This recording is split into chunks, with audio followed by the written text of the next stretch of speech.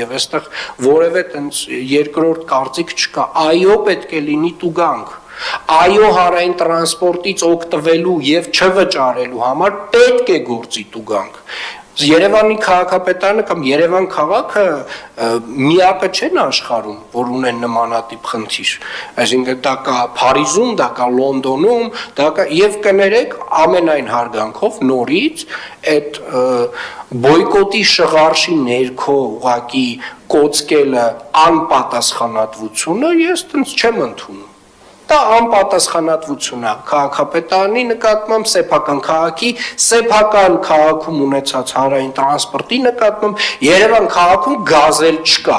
Երևան քաղաքում կան բարձրակարգ ավտոբուսներ, որոնք որ երթևեկում են ամբողջ քաղաքով եւ էականորեն ցանցը ընդլայնվել է եւ Երևան քաղաքում համապատասխան սպասարկման համար կա համապատասխան վճար։ Մի վճար, հարգելի գործընկերներ, որը մոտավորապես հələ 10-11 տարի առաջ Երևանի քաղաքապետարանը ուզում էր ներդներ նախկին գազելների համար։ Եվ եթե որևէ մեկը կարծում է, որ դա նույնպես շատ է, Ժորժ ջան, ենթադրում եմ, տենց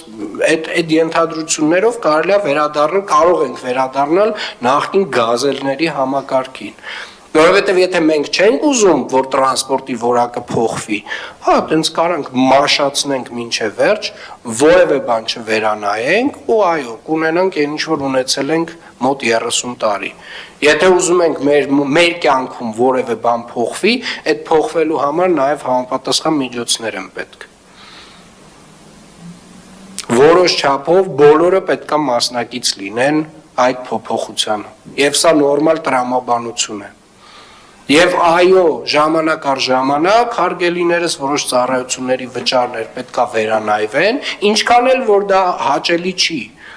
Բայց կներեք 40 տարվա ընթացքում, ասենք, մի անգամ չպետք է վերանայվեն, որ ամբողջ տրանսպորտային համակարգը փոխվում է։